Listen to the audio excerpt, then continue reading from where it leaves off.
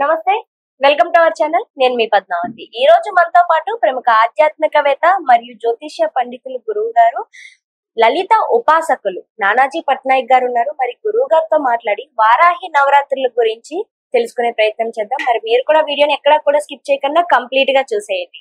నమస్కారం గురువు గారు. గురువు గారు, ఇప్పుడు వారాహి నవరాత్రులు అంటేనే 9 రోజులు. కానీ ఈ 9 రోజులు కేటాయించలేని వాళ్ళు మేము చివరి 3 రోజులు చేసుకోవచ్చా అండి? ఒకవేళ చేసుకుంటే ఏ విధంగా చేసుకోవాలి? విశేషమైన పలహారాలు ఏమైనా పెట్టాలా, లేకుంటే విశేషమైన పూజలు ఏమైనా నిర్వహించుకుంటే సరిపోతుందా అని చాలా మంది అడుగుతూ ఉంటారు. మరి అలాంటి వారికి చివరి 3 రోజుల్లో ఏ విధంగా పూజ చేసుకోవచ్చు అంటారు? మీకు ఎవరైనా ఫలానా ఇప్పుడు ఈ ఛానలే ఉంది ఉదాహరణకి, ఛానల్ కి రోజుకి ఇంత అడ్వర్టైజ్మెంట్ స్ట్రిప్ వేయడానికి రోజుకి ఇంత ఛార్జెస్ అండి అని అన్నప్పుడు మీకు ఎవరైనా ఏమంటే రోజు ఇంత కాదు ఆఖరి 3 రోజులు మేము డబ్బులు ఇస్తాం అని అంటే మీరు ఏది ప్రిఫర్ చేస్తారు? 9 days వేయడానికి ప్రిఫర్ చేస్తారా, ఆఖరి 3 రోజులు ప్రిఫర్ చేస్తారు? 9 days వేస్తేనే అమౌంట్ ఇస్తామని అంటారు. ఒక 6 రోజులు ఎక్కువ వస్తాయి కదా. ఇక్కడ ఏంటంటే కొంతమందికి కుదరలేదు, ఏదో మధ్యలో కొంత ప్రాబ్లం వచ్చింది, హెల్త్ పరంగా కానివ్వండి, లేకపోతే వాళ్ళకి బయట మనకి మెన్స్ట్రువల్ రిలేటెడ్ ఇష్యూస్ వస్తాయి, అది కానీ లేకపోతే ఎవరో గతించారు, తద్వారా ఆ రోజులు అక్కడి వరకు అయిపోతున్నాయి, అది వేరు. ఏదో ఊరు వెళ్ళవలసి వచ్చింది అక్కడికి అనుకోకుండా అత్యవసర పరిస్థితుల్లో, అలాంటి సందర్భాలలో మనకి వెసులుబాటు కల్పించారు. అంతేగాని అలా ఆఖరి 3 రోజులు చేద్దాం, ఆఖరి 3 రోజులు చేద్దాం అనేది కాదు. ఓకే, కుదిరినప్పుడు కూడా చేయకపోతే అది మనకి ఎగ్జామ్స్ మనకి 6 or 7 సబ్జెక్ట్స్ ఉన్నప్పుడు ఆల్ సబ్జెక్ట్స్ రాస్తాం, కానీ 1-2 సబ్జెక్ట్స్ రాస్తే పాస్ చేయడం అవును కదా. అట్లాగే మనం ఏంటంటే బద్ధకంతో మానేస్తే మీరు ఆ 3 రోజులు చేసినా కూడా ఫలితం ఉంటుంది. ఎందుకంటే మీరు ఈ 6 రోజులు బద్ధకంతో ఆపేశారు కదా. వీలైనంత మట్టుకు భక్తి శ్రద్ధలతో ఆ 9 రోజులు 9 రాత్రులు గుప్త నవరాత్రులు అంటారు. అంటే గౌప్యంగా చేసుకోవడమా అంటే కాదు, అక్కడ ఆర్భాటం చేయకుండా అందులో రహస్యమైనటువంటి శక్తి దాగుంది అని చెప్పడం గుప్త నవరాత్రులు అంటే. ఆ నవరాత్రుల్లో రహస్య శక్తి మీకు ప్రసరితం అవుతున్నటువంటి రోజు. గుప్త 3 రోజులు అనలేదుగా, గుప్త త్రిరాత్రులు అని కూడా మీరు అనుకోవాలి. నవరాత్రులు గుప్తం అని చెప్తుంటే మళ్ళీ మీరు 3 రోజులు చేసుకోవడం ఏంటి? సరే, ఇందాక మనం అన్నట్టుగా ఆ సందర్భాల్లో అలా ఉన్నప్పుడు అప్పుడు ఇంకా తప్పదు. ఎందుకు మరి మొదటి 3 రోజులు చెప్పొచ్చు కదా, లేదా మధ్యలో 3 రోజులు చెప్పొచ్చు కదా, ఆఖరి 3 రోజులు ఎందుకు చెప్తారు అంటే, దీనికి మనకి దేవీ భాగవతంలో అమ్మవారి చాలా స్వయంగా చెప్పింది ఏంటంటే, ఎవరైతే నన్ను పలానా తిథుల్లో ప్రార్థిస్తారో అంటే ఎవరు ఏమేమి చతుర్దశి, అష్టమి, నవమి, ముఖ్యంగా ఆఖరి 3 రోజుల్లో అష్టమి నవమి కలుస్తాయి. ఈ అష్టమి నవమి తిథుల్లో ఎవరైనా సరే అమ్మవారిని ఆరాధిస్తే అష్టమి తిథికి ఒక ప్రత్యేకత ఉంది. ఏంటది అంటే, అష్టమి తిథికి ఆ రోజు ఎవరైతే అమ్మవారిని ప్రార్థిస్తారో నిత్యాదేవత, నిత్యాతిథి, నిత్య అనే ఒక తిథి ఉంటుంది. అది శుక్లపక్ష అష్టమి కానీ కృష్ణపక్ష అష్టమి కానీ ఆ నిత్యాదేవి యొక్క అనుగ్రహం కలుగుతుంది. నిత్యాదేవి అనుగ్రహం కలిగితే ఏంటి అంటే, అష్టమి రోజు తిథి రాజు మీరు గమనిస్తే చంద్రుడు హాఫ్ మూన్ గా ఉంటాడు. మనకి ఏకాదశి, ద్వాదశి, త్రయోదశి ఇవన్నీ శుక్లపక్షంలో ఒక దేవతలు ఉంటాయి, కృష్ణపక్షంలో ఒక దేవతలు ఉంటారు, కానీ అష్టమికి మాత్రం ఒకటే దేవత నిత్యాదేవి. ఆ నిత్యాదేవి అనుగ్రహం కలిగితే జరిగేది ఏంటంటే, పనులు త్వరగా ముందుకు కదులుతాయి. ఎందుకు కదులుతాయండి, ఆవిడికి చేస్తాయంటే, మనకు అసలు పనులు ఎందుకు అవుతాయి అంటే, మనం పూర్వజన్మలో చేసినటువంటి కర్మ అక్కడ అడ్డుపడుతూ ఉంటుంది ఏదో రూపంలో. మనకు బద్ధకం రూపంలో కావచ్చు, మన అవతల వాళ్ళకు మాట చెప్పి మన ఇద్దరం కలిసి చేద్దాం వాడికి ఇంట్రెస్ట్ లేకపోవడం కావచ్చు, ఏదో ఒక కారణం చేత మనం చూడండి ఒక్కోసారి ఏదైనా పని చేద్దాం అంటే ఏదో ఆటంకం జరుగుతుంది. ఆ రకంగా నిత్యాదేవి యొక్క అనుగ్రహం వల్ల ఇక్కడ దోషం అనేటువంటి తొలగుతుంది. అందుకని ఆఖరి 3 రోజులు చేయండి అనుకుంటారు. అయితే ఎప్పుడైనా సరే ఒకటే గుర్తుపెట్టుకోండి, ఆఖరి 3 రోజులైనా నవరాత్రులు చేసినప్పుడైనా సరే భక్తి ప్రధానం. అంటే అక్కడ దేవత ఉంది, ఆ దేవతను నేను ఎలా పూజ చేస్తున్నాను, నాకు దేవత ఉంది అనే స్పృహతో. మీరున్నారు మాట్లాడడానికి వేరే ఉంటుంది, మీరు లేరు అన్నప్పుడు నేను యాక్టింగ్ చేయాలంటే చాలా కష్టం ఉంటుంది, అంతే కదా.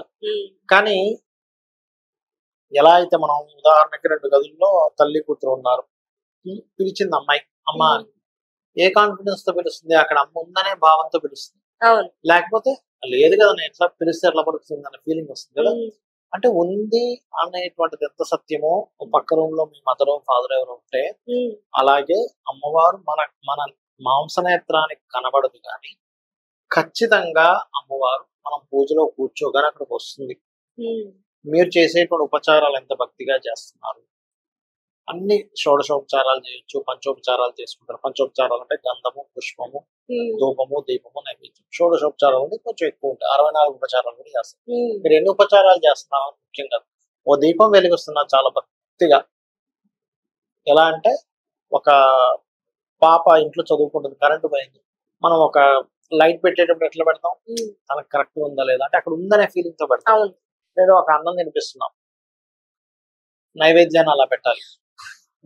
దీపం ఒక ధూపం వేస్తున్నాం అంటే ఇప్పుడు చూడండి, మనం ఒక సెంట్ కొట్టుకుంటాం, అది ఇది బాగుందా బాలేదా. అట్లాగే ధూపం కూడా ఏంటంటే మంచి సువాసన కలిగినవి తేవాలి, మంచి పుష్పాలు ఇవ్వాలి. ఒక నిజంగా ఒక మనిషికి ఇంట్లో పిల్లలకు కావచ్చు, తల్లికి కావచ్చు, లేకపోతే బాగా ఇష్టమైన వాళ్ళకి కావచ్చు, మన రామాయణంలో ఉంటుంది అంటే అది కల్పితంగానే నిజంగా ఏమి ఆవిడ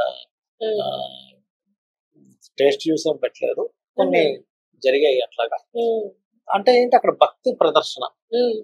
ఇప్పుడు చాలా మంది చాలా రకాలుగా ప్రశ్నిస్తూ ఉంటారు, అనవసరమైన వాటికి ఎక్కువగా ఖర్చు పెడుతూ ఉంటారు ఆదాయాన్ని. ఇలాంటి పూజల సమయానికి వచ్చేసరికి పూల దగ్గర లేకపోతే పెట్టే పలహారాల దగ్గర బేరాలు ఆడము, లేకపోతే ఇంత అయితే సరిపోతుంది, ఇంత తక్కువ చాలు అంటూ ఇలాంటి వాటిలో చాలా పొదుపుగా చేస్తూ కొండము లేకుంటే పూజించడము చేస్తూ ఉంటారు. మరి ఇలా చేయడం వల్ల ఫలితం వస్తుందంటారా? 2 కారణాలమ్మా. అంటే డబ్బు లేక పొదుపు చేయడం ఇస్ డిఫరెంట్. అప్పు చేయకుండా ఉన్న దాంట్లోనే చేసుకుంటున్నప్పుడు ఏమి ఇబ్బంది ఉండదు. కానీ ధనం ఉండి ఇప్పుడు ఎందుకులే పూజకి పూలు అవసరమా, కాబట్టి నేను ఇలా అక్షింతలే పూలు అనుకునేసేస్తాను, డబ్బులు ఉండి కూడా లేకపోతే వేరు. లేకపోతే ప్రత్యామ్నాయంగా మనం అక్షింతలనే వేసి పువ్వులు అంటాం, అక్షింతలే వేసి రకరకాలుగా వాడతారు. కానీ ఎప్పుడు కూడా ధనం ఉంచుకొని గనక నువ్వు పిసినార్తనాన్ని దేవత దగ్గర చూపిస్తే నీకు ఓకే ఇలాగే బ్రతుకనేటువంటి అక్కడి నుంచి అటువంటి ఆశీర్వాదం అనేటువంటిది వస్తుంది. కాబట్టి ఎప్పుడు కూడా దేవత దగ్గర అని కాదు, ఎవరికైనా మనం మన రిలేటివ్స్ ఏదో గిఫ్ట్ ఇస్తున్నాం, హార్ట్ఫుల్ గా బ్రతకగలగాలి, హార్ట్ఫుల్ గా ఉండగలగాలి మనిషి. ఇప్పుడు ఆటోమేటిక్ ఏంటంటే కేవలం దేవత అంటే మనం ఏదో పూజ చేసే పటం దగ్గరే కాకుండా మన చుట్టూ ఉండే ప్రతి మనిషిలోని ఆ దేవత ఎనర్జీ అనేటువంటిది ఉంటుంది. ప్రతిదీ కూడా దేవత కనెక్టివిటీ లేకుండా ఏం చేయలేరు. ప్రతిదీ కనెక్టివిటీ ఉంటుంది, కాకపోతే మనకు తెలియక ఒక అజ్ఞానంలో బ్రతుకుతూ ఉంటాం. అవును సార్. సార్ ఇప్పుడు పలహారం ఏం పెట్టాలంటారు? మీరు చెప్పారు 3 రోజులు చెయ్యండి, కుదరని వాళ్ళు తప్పనిసరిగా అన్నారు. మరి ఇలాంటి రోజులు స్పెషల్ గా ఏమైనా పలహారాలు పెట్టి సరిపోద్ది అంటారా, లేకుంటే ఎప్పుడు పెట్టినట్టు నార్మల్ గా పెట్టుకోవచ్చు అంటారా? అంటే వారాహి అమ్మవారు తామసిక సంబంధించిన దేవతా రూపం అంటారు. తామసిక రూపాలకి కొన్ని ప్రదేశాల్లో మందు మాంసం కూడా పెడతారు, మద్యము మాంసం కూడా పెడతారు. అయితే మనకి అంత అది తినేవాళ్ళు అది తాగే వాళ్ళు పెడతారు, వామాచారము కౌలాచార పద్ధతులు. కానీ మీరేం పెట్టాలి అంటే తాటి బెల్లముతో చేసినటువంటి పాయసం నైవేద్యంగా పెట్టచ్చు, మాంసంతో సమానం గారెలు, మినుప గారెలు పెట్టవచ్చు. ఇవి 2 పెడితే సరిపోతుంది అంటారు.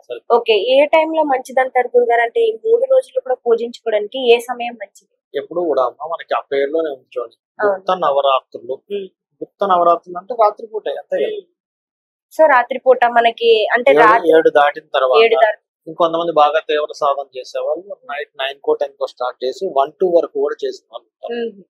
నిజంగా గురుగారు చాలా చక్కగా వివరించారు ఏ రోజు మంచిది, అలాగే దాంతో పాటుగా 3 రోజుల్లో ఎటువంటి పూజలు నిర్వహించాలి కూడా చాలా చక్కగా వివరించారు. ధన్యవాదాలు.